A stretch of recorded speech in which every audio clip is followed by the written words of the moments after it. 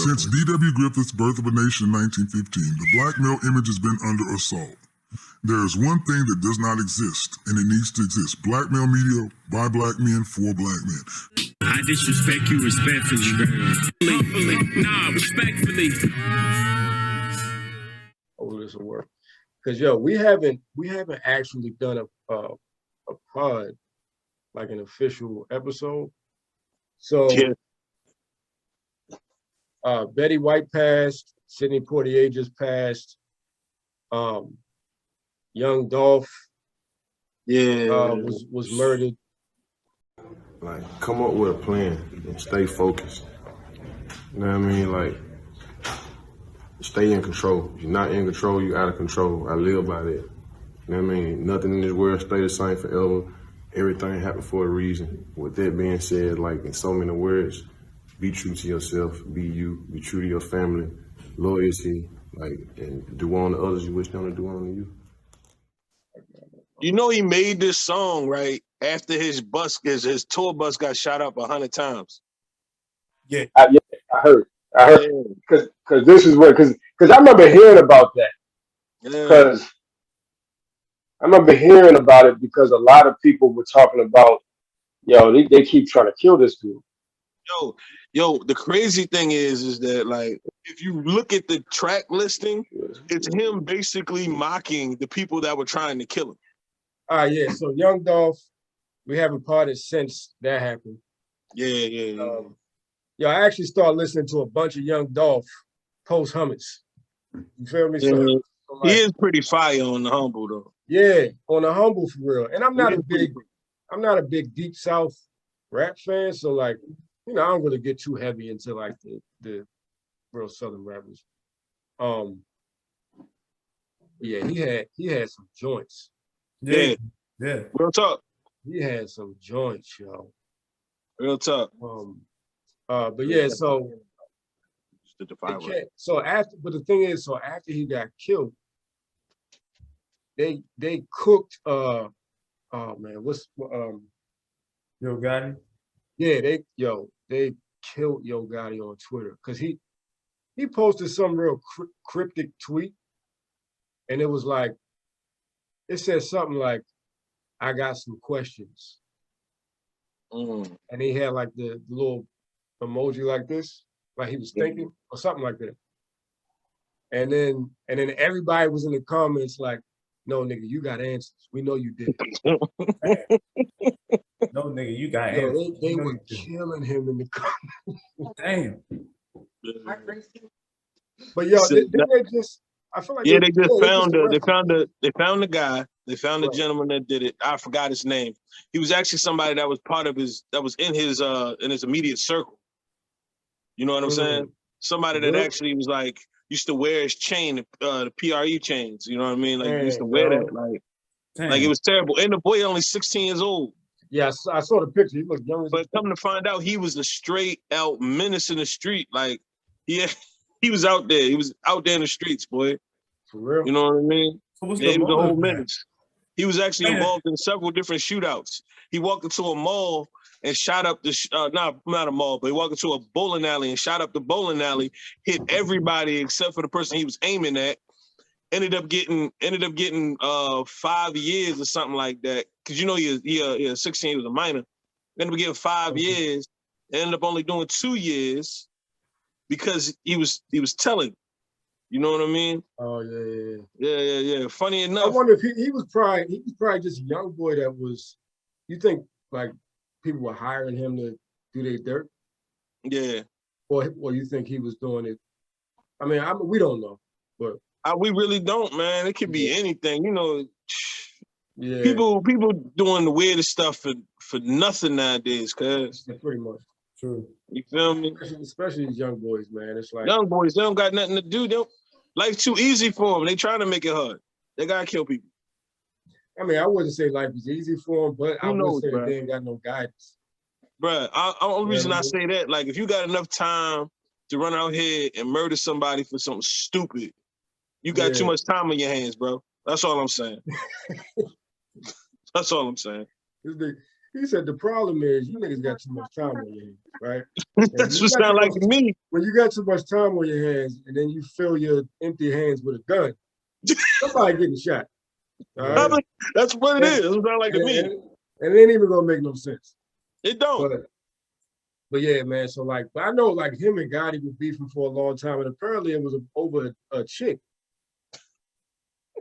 But see, but then I heard it was like over some street stuff. Who knows, bruh? Who knows? Yeah, like over there. You know what I mean? Who knows, bruh? You know what I mean? Like, it's just sad, bro. It's so sad. It's so sad, man. Yeah, rest in peace, young Dolph, man. Rest in peace, man. Very talented brother. Yeah. Who saw the end of his rope way too soon. Yeah. You know what I mean? Right. So if you like me, man, you know, pull up one for Dolph one time, man. You know what I mean? Or whatever your advice is, man. Because that don't make no sense, bro. How the fuck you miss a whole 100 shots? Hey yo. Hey yo. Yeah, Dolph was hard. I was really in my young Dolph bag for like a good, strong 2 weeks after he died, yo. Yeah, and it's fire. Yeah. Like it okay, is. It's actually high. Like, it really is, yo. It make but that's one thing about the South, man. Like, all right. The South is a little bit slower. Yeah, I mean, everybody want to be where it's popping at, want to be in like the metropolitan areas, up north, west side, whatever. But the South got something that you really can't. It's just something so authentic, man. Like somebody like Dolph can't really rap from like, you know, by our standards of what we look at as, you know what I mean, like somebody that's nice. And it's not like it's no real eloquence with the words. It ain't like he's saying anything profound at all. And it ain't like he's saying shit that's real slick. He ain't slick talking you or nothing. But it come off the way it comes off. And you can't get that energy from anywhere else, yo. Outside of that's true. That's true. What I feel like when it comes to the South is like, I mean, there's some really genuinely super dope rappers that come from the South. Yeah, absolutely. So I don't want to diss. I don't want it to come off like that. But it's all about how you say things out there. It's about it's all about the impact of the sounding of your voice as the instrument, not really what you're saying. Because a lot of them brothers be saying a lot of the same shit, you know, real talk. You know what I mean? A lot of them. Let's keep it a bean. Yeah. But I'm just if y'all hear anything in the background, that is my lady. She is watching the Ravens, and she is losing her shit. She just broke the spoon when she making my breakfast. I just want to let you know right now. Okay, she is upset with Huntley right now. I'm just let you know. But back to the pod. The way you cook the quarterback, the QB that's stepping in for Lamar. Yes. On the last episode. Oh man, my man tried to hike the ball, hit himself in the ass. My man Gary called the QB. He said this nigga looked like a skinny Beanie Siegel.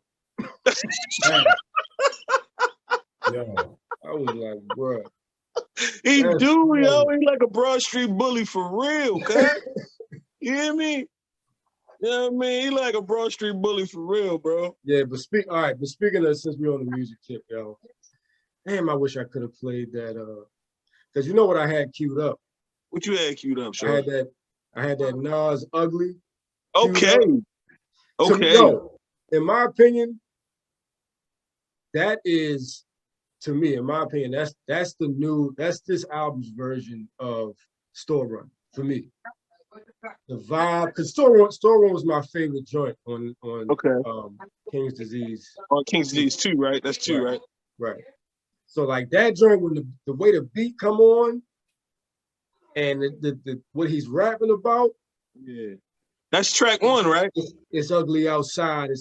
It's muggy outside. Like, that's not track 1. Track 1 is hard. So that Speechless is hard. Speechless, that's what's called. That's my favorite joint. That was a great way to start that album. That's my favorite joint, hands down. Yeah, when you start the album and that beat comes on, yes, and then raspy voice Nas just starts spitting like, yo, Yo, like, the all right, entire all time right. I'm listening to that joint, shorty, I swear one of my dogs, you would have thought one of my dogs took a shit in my motherfucking like living room, yo. How my face was scrunched up. Yo, I'm like, listen, what the?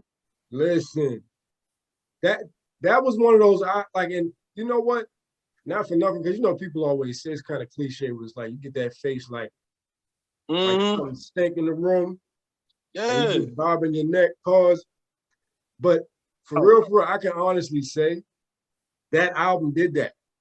Yeah. Like every joint.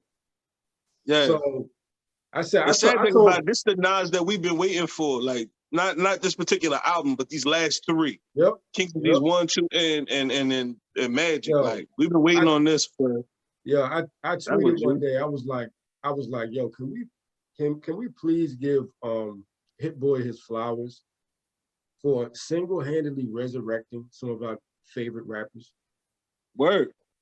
Because so he did that joint with Nas, and you know I'm a Dom K fan, so I bang with Dom K. Yeah. So Dom has been putting out, respectfully, Dom has been putting out some of the worst music that we've ever heard, that the culture has ever had to digest. Yeah. And it was such a disappointment every time, because it's like, yo, how do you go from making classics? You know what I mean? Like, you was the soundtrack to so many summers, bro. And you go from that to whatever the fuck this is? Yeah. I think, tighten up. But anyway, Hitboy, he resurrected Dom. He resurrected Nas about 3 times now, about to be 4, because he said that this joint is just a teaser for King's Disease 3. Yeah. So that don't make no sense. It don't make sense. How you about to get another Grammy nod? Because you know he probably will. Yeah. This is glorious. Glorious. That shit sounded like victory to me. Like straight up, yo. That shit sounded like victory to me. Like if I was one of them dudes that ran a marathon, yo, I'm playing that whole joint, yo. Oh yeah. Yeah. You know what I mean? If I won the Super Bowl, I'm playing that whole joint, yo. And you won't lose. I'm not losing, yo. Oh, get that out of here, cuz. But yeah, so Marvin, you kind of quiet, bro. What's up, yo? What you think about the Nas album, yo? Did you listen to it? Hell yeah, I'm a Nas. Oh yeah. My son's middle name is Nasir. Okay. You did tell me that. Yeah. That's hard. Okay. Yeah, that's hard. I actually, I met a dude. It was written, yo. Right. And it was written. It was written. It was written. It was written. Yo, it was written on the papyrus papers. You feel me? Like the joints. But I actually met a dude when I was hooping a couple weeks ago. I met a dude named Nasir. Okay. And we got a little one-on-one, and when he told me his name, I was like, yo, that's hard. Yeah. I'm like, yeah, that's hard. Like your mom was on about the Nas album. Huh? Nas album was straight fire. Everything. Yeah. Like I listened to the whole thing I was like, yo, this is crazy. Like everything was, I mean, the flow, the beats, the production. You know, I'm like a music nerd, so everything was the whole thing was A1 to me. Did you see the clips? Did you see those clips of him and Nas in the studio? Yeah, recorded. He recorded like months ago. Uh-huh. And Nas was just in there. He would play the beat, and Nas just be in there, bitch. Like, what? He would look back at Hitboy like, nigga, what? I'm about to go crazy on this. Yeah, man. But see, Hitboy, man. Nas' biggest problem was he didn't like beats or something. He just picked all the. Yeah, his choice of production. I remember, and the thing is, what really drove home that fact for me was when Ninth Wonder. You already know what I'm about to say, Gary. When Ninth Wonder came out with that God's Stepson. Yeah. Marvin, you heard that, right? God's Stepson? I ain't hear that. Oh, nigga. All right. I'm gonna send it to you after the pod, yo. So basically, Godson, he redid the Godson album. Uh-huh. Right? Because I guess, I mean, it was, low key, everybody was like, yo, Nas to be picking good beats, bro. It's killing me. So Ninth Wonder was like, you know what? Fuck it. I'm gonna just do this nigga's whole album again without his permission. I'm putting it out as a mixtape.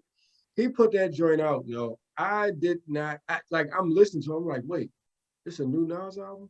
This joint I sounds. remember when you did that, yo. I was like, What he had the instrumentals? Huh? I said, what he had the instrumentals? I mean, no, he well, he had the verses. He had the vocals. He had the okay, vocals. yeah, Right. He literally like produced that entire album. And it was like, I was like, yo, I'm just realizing now that I'm listening to this Ninth Wonder, Godson, the album, should have been a classic. Yeah. If it was this album. Right.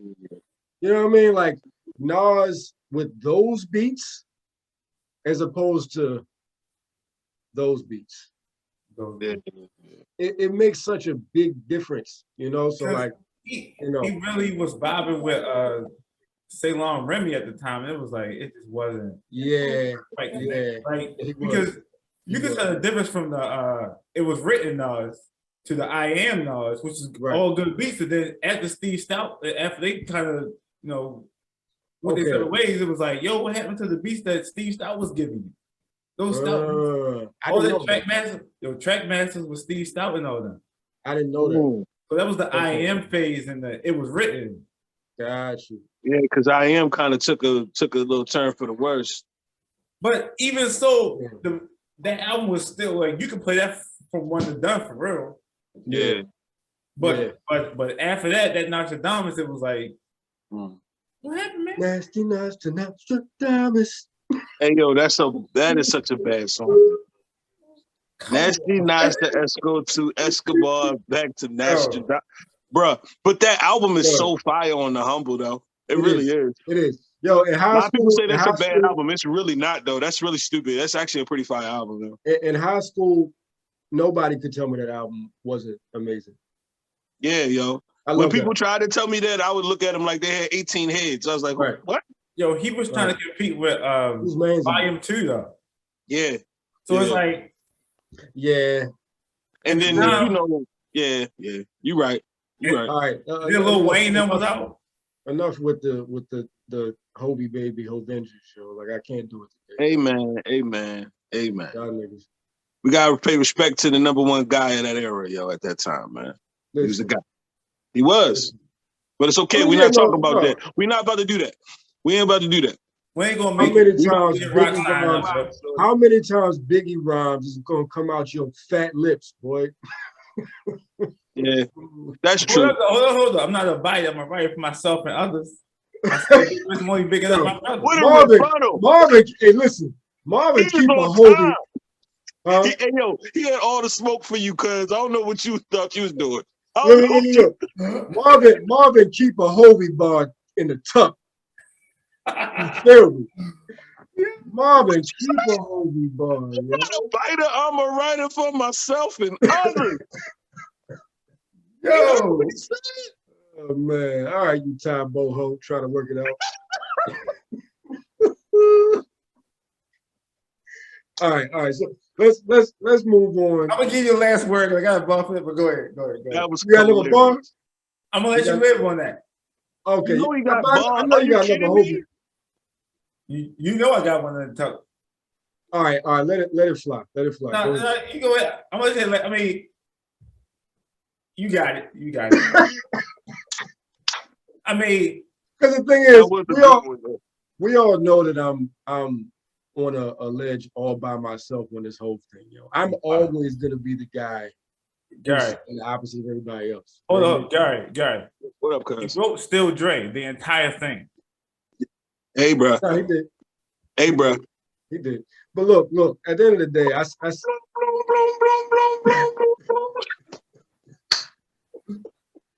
yo. But look, just to wrap up on the whole or the Nas talk or whatever. But I said the other day, yo, I was like, man, Nas is out here really just effortlessly putting out classic music. Yeah. Currently, and quietly accumulating some of the largest amounts of wealth in the VC space, like unprecedented amounts, especially for an artist, putting out effortless music, classics, and don't even need the money, and just staying out the way, right? Yeah. Meanwhile, Hov is out here literally exploiting the entire Black community for monetary gain and pretending to be an activist for no reason. Nas is still ethering this nigga, yo. He's just the way he lives his life, he's ethering this nigga. But at the end of the day, that B that is behind Hov's behind Hov's Thomas, all of that. Thomas. Null and void. Thomas, cut it out. You didn't hear what I just said though. Okay, go ahead. Say what you say. I stopped you. I should have stopped you at Ether at life. Should have stopped you at Ether at life. The brother's married to Beyonce. Cut it out. Oh, cut it out. Yeah. I like the other Destiny Child better. But that B behind his market cap makes anything that you can say about Hov null and void. Hov can throw you, your mama. Hov could walk. There's a lot of niggas, yo. Hov could walk in their house, slap their mama in the face, and them niggas would be like, "Ma, what did you do? Why did your face get in the way of his hand?" Listen, let me apologize on her behalf. I'm sorry. I hope that's not the case. I hope that's not the case. I hope that's not the case. Man, listen, Lord knows I hope that's not the case. I've met some brothers that would definitely do that. You know. Ma, you are no longer welcome in this house. Hov, the door's open for you anytime. Dang. Yeah, well, I mean, come on, we talked about it. You know, niggas was talking about would they take 100K or what is it? 500K or a dinner with Hov, and a lot of niggas would say they take the dinner. Niggas worship Hov like an idol, but anyway. All right, I'm gonna end on that one. But yeah, so Nas, GOAT. He's still out here. King's Disease 3 on the way. Can't wait. It's so funny, dog. I like how you threw that in there too. I like how you threw that in there. So, yeah, I like that. I like that. Thank you. I like that. But you're smooth. You're smooth. You know. You about as smooth as that cashmere sweater you wearing right now. Hey, smooth. Look, I'm on my Mahershala, you know. Ali to be exact. You look like you should be a stunt double for Tay Diggs and Best Man. You know what I mean? Go ahead, shorty. I ain't mad at you though. Tay Diggs a wild boy, yo. He's the funniest brother on the internet right now. Yeah, he really is, yo. He really is. That joint where he was like, Bussy, I don't know who Bussy is, but it doesn't sound negative. So, Bussy, I hope you take care of yourself and stay healthy. Yo, Tay Diggs, yo. He's a wild boy. Funny dude, yo. Yeah, too funny. The Mac died. I had to throw that in there. Rest in peace to the Mac. You understand how upset I am, yo, about that, yo? Bruh, we got to go back and look at the Mac movies, yo. Oh, bro. Yo, so listen.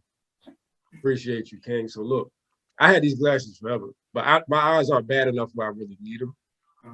I know. I can't. I was wearing them like at night when I'm driving. Or like when I was working in the office, if we have like a meeting and I'm towards the back of the room, I need them to see the presentation, you know? Yeah. Right. I don't need them like that. But I just finished watching what's it, Swan Song? Okay. So right now, you feel me? You see I got the sweater on, I got the glasses. I'm on my Mahershala Ali shit right now. You feel me? I'm Mahershala, you feel me? I bang with him, yo. Yeah, he's nice. Yeah, man. Ever since House of Cards is the first time I saw him. Right. I was like, yo, where'd this guy come from? I've never seen him before. But he had very small, he didn't have a big, he had like a reoccurring role on there. And it was never like, he was never like the main person. Right. But whenever he was in a scene, it was, he kind of stole the show, yo. And he would have just a few lines or whatever, but his presence, you know, how he moves. And but this new film, Black Swan, apparently he's nominated for a Golden Globe for Best Lead. And That's on what is that? Apple TV? Yeah, Apple TV. Yep. So what's it about though? Like what's it about? It's basically, yo, it's a good little concept, yo. So it's essentially about it's I don't want to spoil alert it because you know and give away the whole thing. But Mahershala, the main character, is has signed up for a program to kind of help him with some I guess succession planning regarding like his family and you know shit like that. But basically it's real, it's like it's a story about a father who's trying to look out for his family. But the concept for the film is like, yo, you would never see it coming. That's why I don't want to really give up the plot for real, because it's better to watch it and then see it unfold, you know. But yeah, man, he killed it. He killed that. But basically he's up for Best Lead, and then the other noms are Denzel for Macbeth, okay, and Will Smith for playing the Serena sisters' father, which that film was like that. King Richard, right. One of the only films that actually, you know, focus on the greatness of a Black father. And, you know, they had a scene in there where they, you know, like kind of highlighted some, you know, some negative stuff that he had done. But, you know, the film primarily focuses on him being the engine behind and the mastermind behind the Serena sisters. You know, like he masterminded everything to a T. It wasn't even just like hard work and discipline. This dude was thinking way outside of the box, and everything that he planned happened literally the way he planned it. You know, and then he did it in a way where the Serena sisters, they were able to experience life. They were able to go to school. They were able to, you know, like tennis was like fun for them. You know, it wasn't like you know, like this. Right. It wasn't like the Jackson 5, you know, or like Ike and Tina. You feel me? Like they really had a childhood, and he was very, you know, vigilant about making sure that they had that. Yeah, give me 1 second.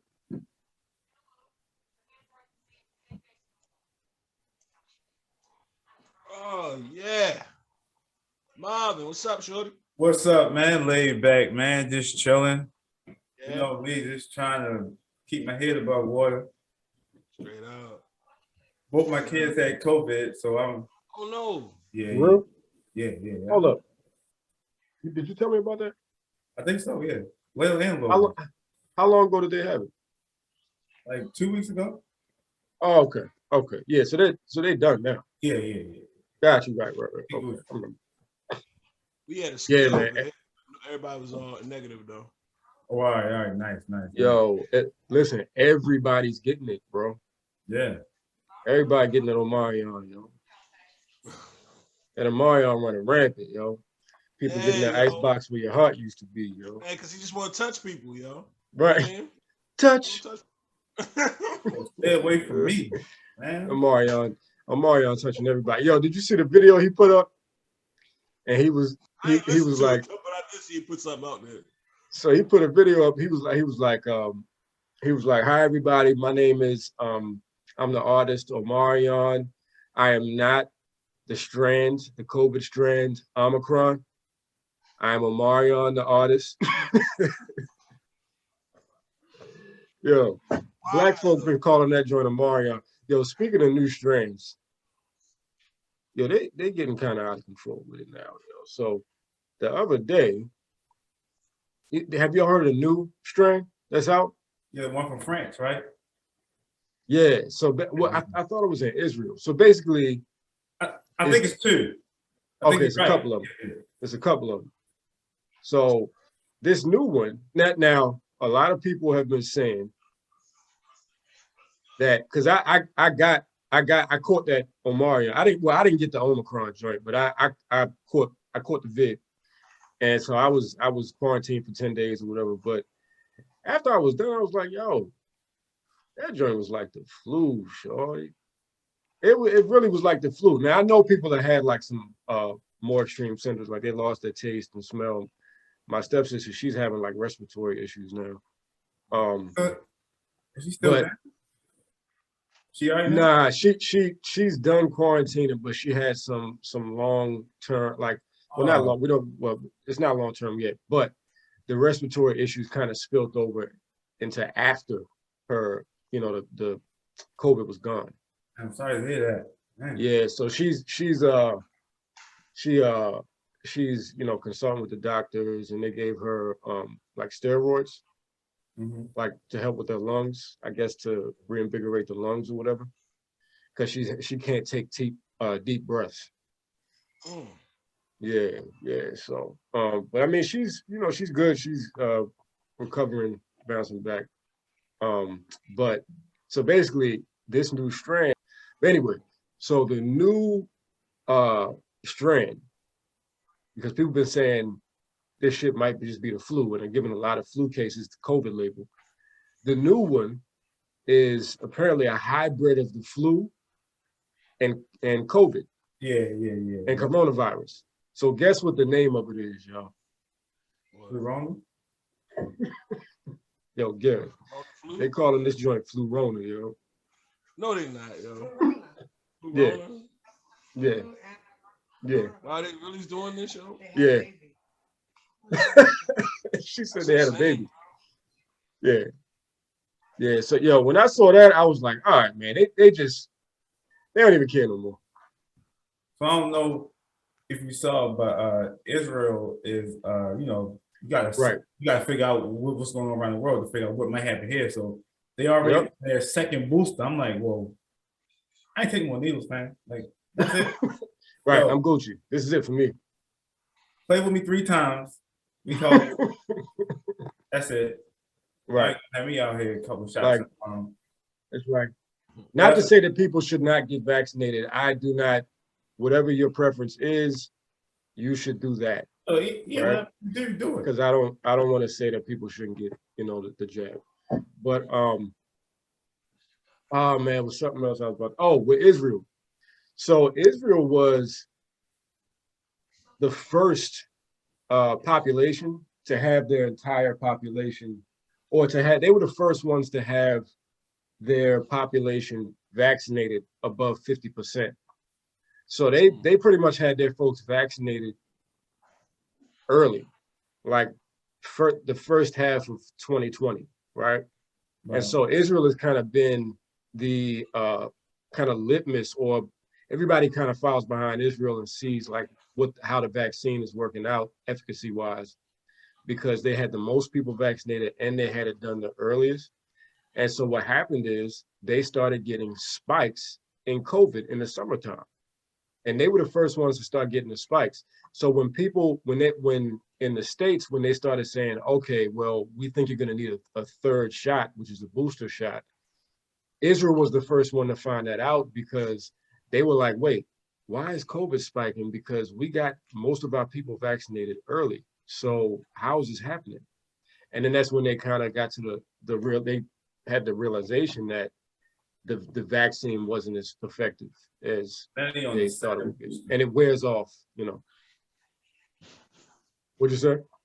I said, now they're on their second booster for the people in their population that are at the most risk. Like, when you older or whatever, they want to get you a second boost. I'm like, so this every 4 months, you gonna need a shot at this point? Like, it's gonna be a 5th booster, a 6th booster. I had 10 booster shots. Like, Yeah, man. It's kind of crazy.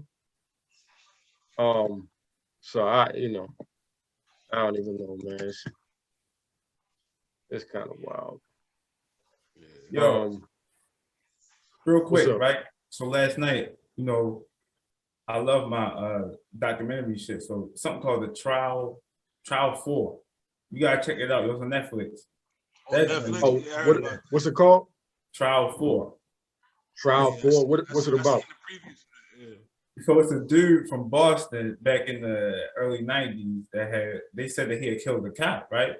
But hmm his personality isn't a cop killer. He like a regular dude, like somebody that's probably that would have been today in like anime or stuff like that, right? So they said that he killed the cop and I believe he had 3 murder trials in the same year for the same crime. The first 2 was hung jury, and the third one he got convicted. He did like 20 plus years. Kind of find out all the cops was dirty.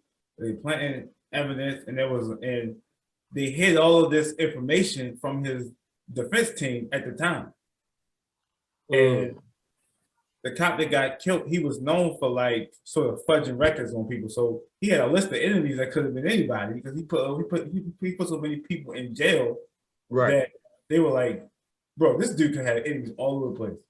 Right. So, but he got shot in his head 5 times. Like that ain't no kid doing that. And they said that they wanted to steal his gun. Like what? Like why would I steal a cop's gun?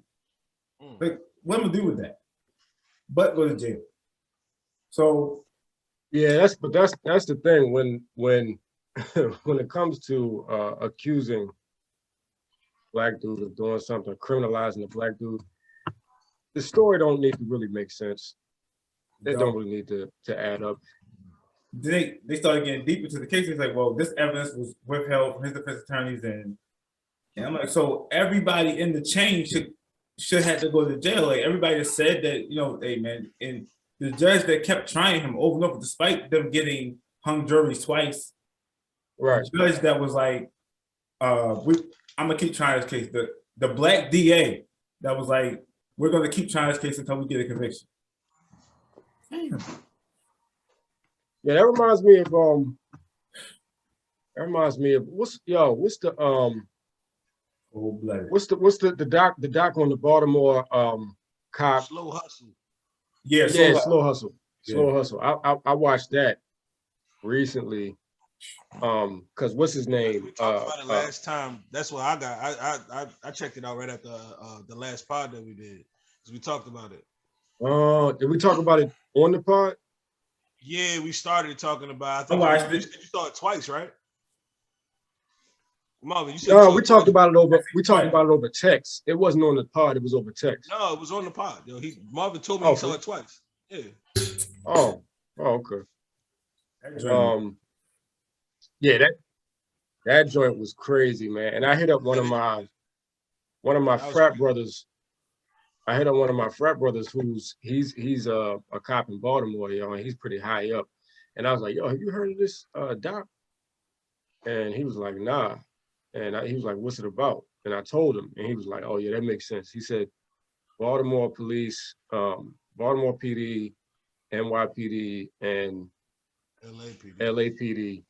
He was like, they are. Oh, and he said DC PD too. He said they're the most corrupt,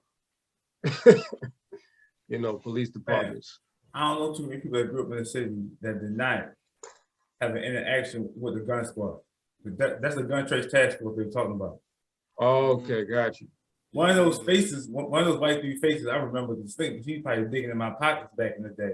I remember those guys. For real? They was not known for playing games at all. Let me tell you.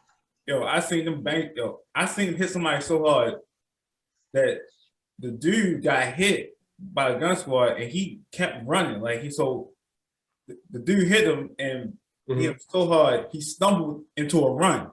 You get hit real hard. The dude just took off down the block. But they was known for like taking you all the way out somewhere in some woods and leaving you.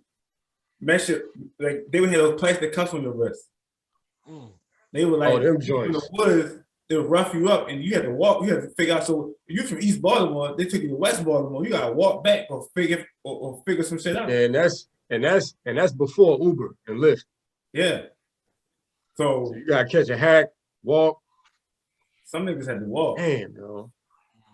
So they were doing this to like young boys, just we couldn't stand nowhere. It was like, yeah, like this. One time, so the cop had jumped out, and we outside boxing, right? We got boxing gloves. We just outside, just having fun. Play boxing. Shit. So I think I was 14 or 15. So the cop rolled up. He said, "Y'all can't be boxing. You need a permit to box." I'm like, I ain't know. We ain't know nothing. Permit to box. Yeah, and that's the thing. They say anything to young boys because they know niggas they don't know the law. So then, they say the white cop got out of the car and he said, "You monkeys, y'all need to get away from here, whatever."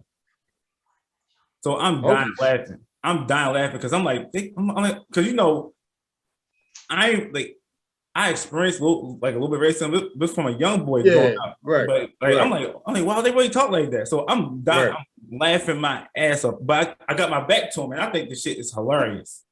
Yeah. So the dude mother come outside. She like, it's 15 of. She said, "All these boys are my sons. Leave them alone."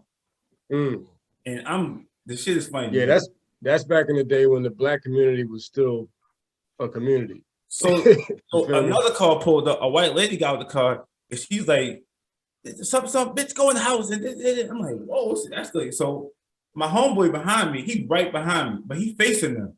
I ain't paying no mind. Like, man, I ain't paying people no mind. I ain't giving no respect. Right. So they throw my man, and they turn me around, twist me around, jack me up like this, right? Like, go ahead and swing on me. I'm like, hey, yeah, that's on some. That's I'm like, you must think I'm stupid. First. I said, right. You must think I'm stupid.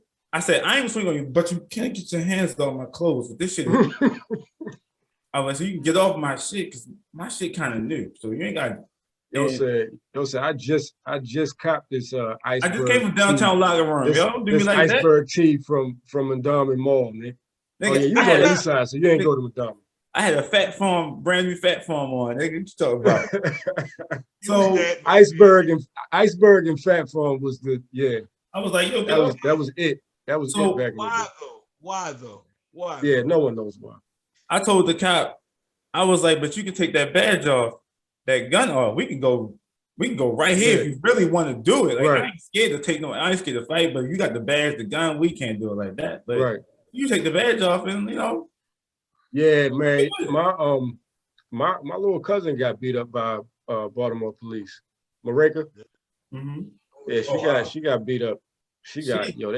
They mopped her, yo. And she was like, she probably weighed like 105 wet.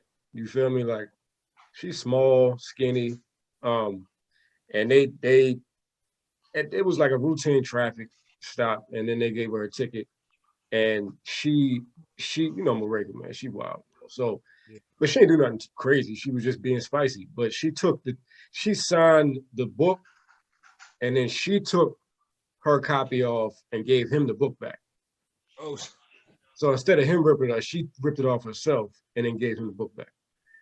And so that made him feel some type of way because he's a grown man who can't,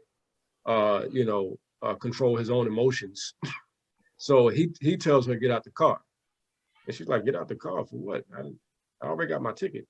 It's time to go. You know what I mean? Like, and then he's like, I said, get out the car. And then she's like, no, I'm not getting out the fucking car. And then he's like, if you don't get out the car, I'm gonna get you out the car myself. And sure enough, he grabbed her, ripped out the car. The seatbelt came out the socket, slammed on the back of the car, bruised her ribs. He kind of messed up and then took her to jail. Oh. And so, but the crazy part, just like you said, Marvin, what they do is they try to provoke you. Yeah. And then when you do something, he must thought I was stupid. He must thought I was like, yeah, I'm 15, but I know that.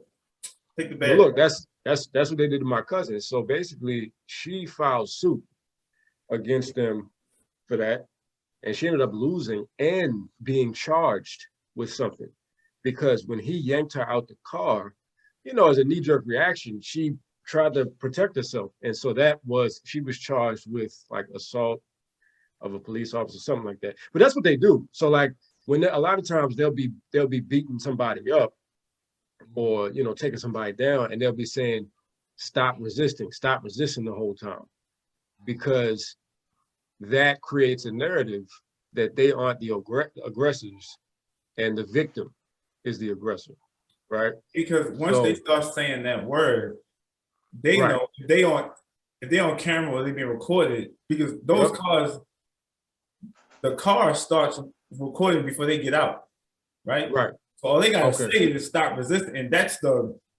how you start the narrative that, oh, I felt in danger and I felt this and I felt that, and you gotta pay attention to when they say that, you know, and like, you gotta, hey, I'm not, hey, you got your hands on me, and it's just a reaction. Like, I'm not gonna sit here and be if somebody's beating you up, you it's hard to get beat up and not protect yourself, or you know. Right. Like how when did somebody say, like, why don't you resist punching me in my face? Right. But that's essentially, you know, it all goes back to white supremacy, yo. They want you to suffer in silence and peacefully. You feel me? Look, take this ass whooping and don't give me no pushback. All right, because that is the equivalence of violence. Yeah, you are out of control. You want to push back? Oh, that's assault. Right. You are now out of compliance. Because you're supposed to take this ass whooping. Like, I got all the guns, but I was in fear of my life. Right. Yeah. But that's what they do. The law behind you, but yet, you know what I mean? Just like one of the guys I watch, like the same one that says they look at black people just one big nigga. He also says every black man is a super Negro to white society. So like, even if you have a whole platoon of officers, you all got guns, you all got bulletproof vests, you all big as fuck. One black man warrants the full weight of the law. And when a story gets told that, well, you know, we just had to call in for backup and get 5 to 6 cops to whoop his ass at the same time, because, I mean, they're super Negroes, right? Like, these niggas are like wild beasts. They're stronger than the average man, you know? So like, that's how they justify a lot of that stuff that they do. Yeah, true. You know? Oh, wait. But yo, all right, so last topic, let's discuss this Clyburn situation. What's his whole name? Jim. Yeah, Jim Clyburn.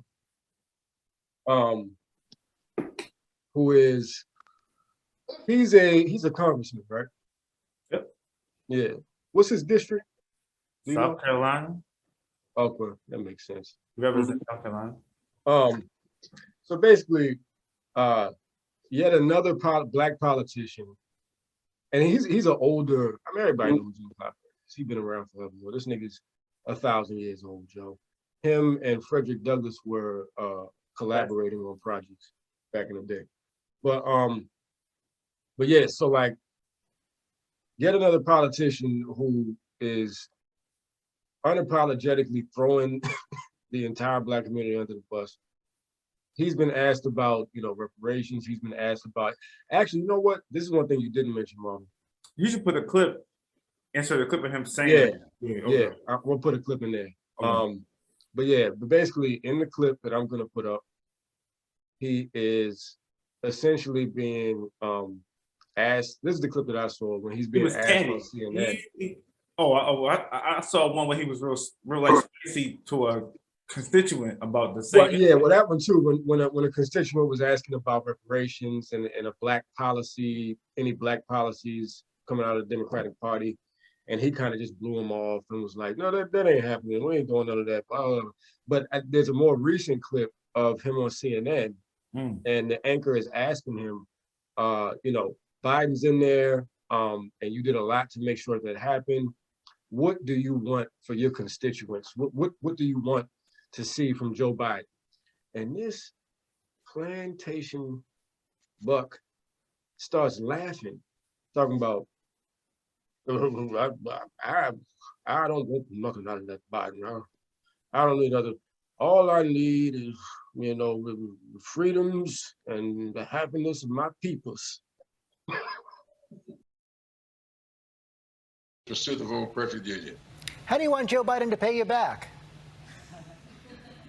I'm sorry? How do you want Joe Biden to pay you back? Pay me back? I don't want anything out of this. All I want is a country that my children and grandchildren can be able to develop in and be able to pursue their dreams and aspirations. I've been around. I'm full scores. I'm beyond the promise. So I'm not here for me. No, I think you have a lot of promise. At all. I think you have a lot of promise left. Congressman Clyburn, thanks for joining us tonight.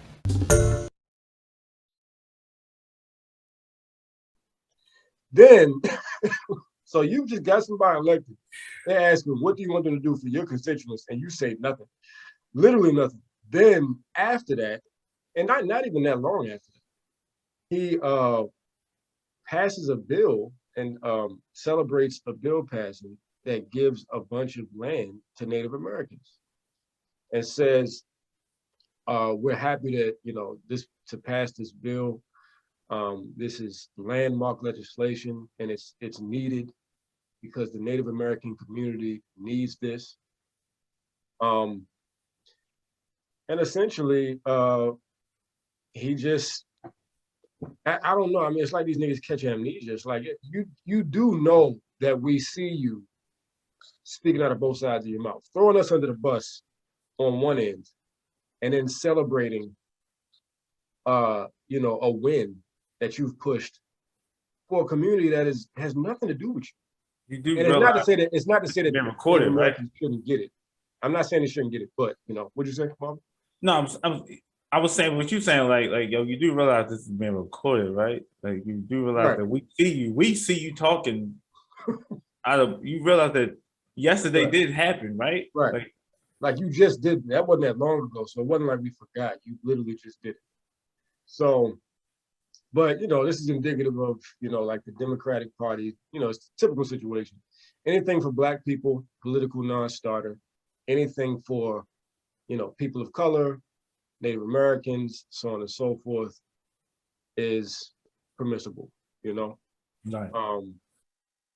I've never seen any other community play both sides of the argument. Like, yo, and in my opinion, the devil does need an advocate. So why even jump into that? You know, like, well, I'm just being devil. Like, the devil don't need an advocate, man. Like, why can't you seem to advocate for your own people in South Carolina, where the I believe the Gullah people are losing their land? You didn't advocate for them to keep their land. That's a fact.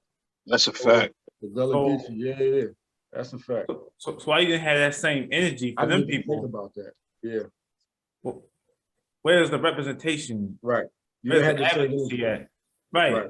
And it's like, you're not even bringing that to a national conversation. It's like, it's a local South Carolina issue. And to me, that's kind of, it's sort of unforgivable, right? Because it's like, yo, like, you got the power to make this a thing, and you decide, I don't care about like you literally were integral, right, in putting the most powerful politician in the top seat, which is the presidential seat, right, in the White House. You were integral in that, and you still refuse to request anything in return, right?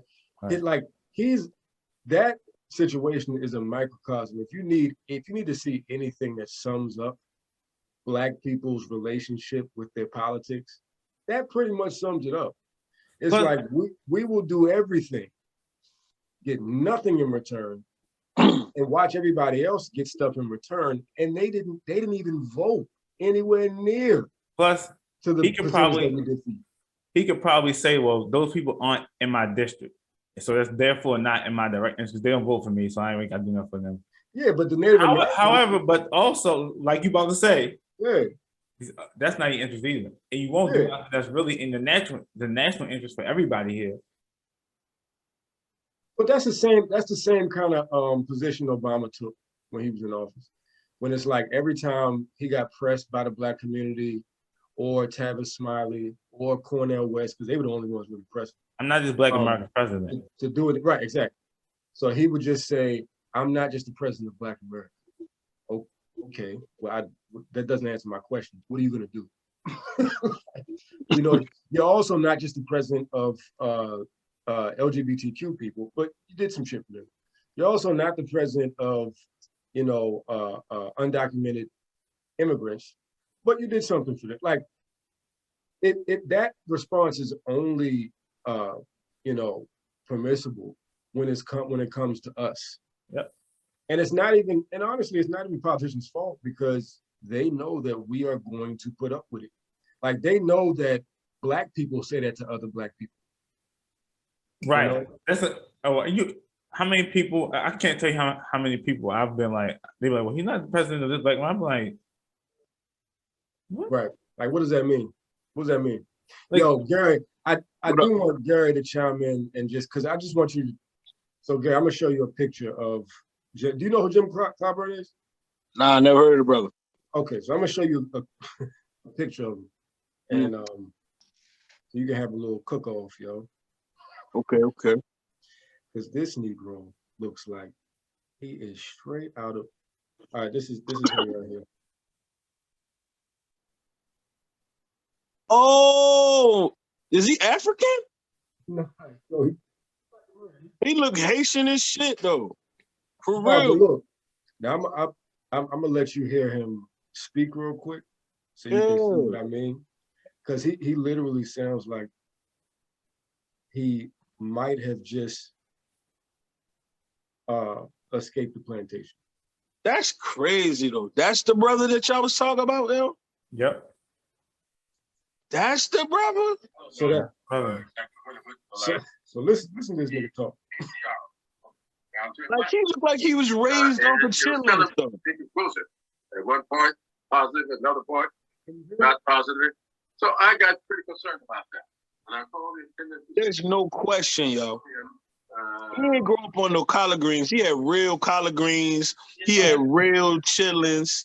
He had like, you know what I mean? Yeah, he was pulling them out the ground.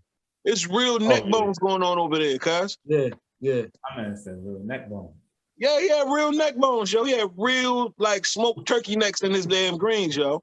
Why is he not looking out for us, G? What's up with Shorty?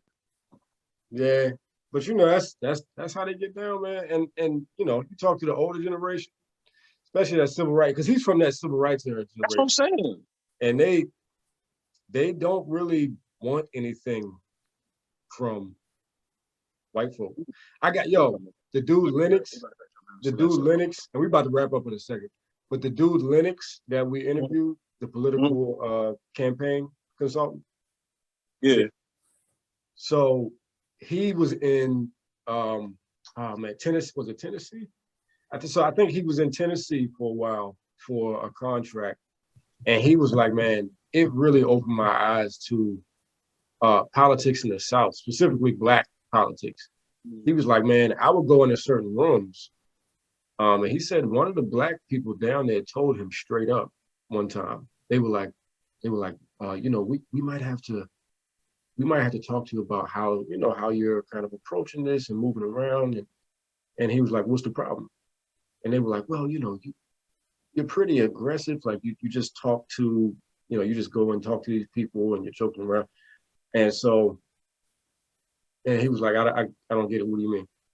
And so they tell him, well, you know, we don't really do things unless we pretty much we follow the white people's lead. And you don't seem to be doing that. You seem to be kind of like just going for it and following your own lead. And you don't do that there. You know, so like, you know, it just gives you, it puts you in, it gives you insight on how a lot of And so he told him, he was like, well, look, I come from the DC area. We don't follow white people up there. We don't do it like that. Now, granted, we do a lot of that shit up here too, but it's not as extreme as it is down there. You know, like in those places, it'd be on some like Butler type shit. You know? So, but yeah, man, you know, Jim Clyburn doing what Jim Clyburn does. Democratic Party doing what the Democratic Party does. It's just, it's crazy how we get these stories so often. There's always something to talk about with these, Uncle Tom's, yo. Yeah, man. It's always something to talk about. It's never a dull moment, but unfortunately. But yeah, so look, I'm gonna put all of that. I'm gonna put the 100 shots in there in the edits. Put that Nas Ugly in there. I'm keeping all the Jay-Z slander in there. That's not coming out. Yo, Hove, yo, he makes me sick. Huh? I said Hove makes me sick. If he was trash, I love his music. I love his music. This nigga literally had a close relationship with Colin Kaepernick and was giving him guidance through the whole protest, and then did a deal with the same, and didn't even tell Colin that he was doing a backdoor deal with them the whole time he was giving him guidance around how he should protest. But Hov is from Brooklyn, man. You already know. Brooklyn niggas take it. What they say, Manhattan makes it, Brooklyn niggas take it, yo. Yeah. Brooklyn is known for that. You know what I mean? But I respect the hustle, dude. But yeah. Yeah. All right. Yeah, ain't nobody. Yeah. We'll let you live out there by yourself. You know what I mean? Oh, so you agree with that move? No, I don't agree with that move. What I'm saying is that as many times as you bring up these things all the time. I'll let you live. But this is the thing, man. Listen, at the end of the day, I'll say this because I don't want it to come off like I'm a whole thing. I respect his hustle. I respect his business acumen. He is probably the most lucrative brand ambassador that the Black community has ever seen. And he's just nice with how he moves, right? If you have a relationship with people like Warren Buffett, you know, amazing, all right? But it's a lot of, you know how I am, yo. When it comes to principle, when it comes to, yeah, I'm big on that.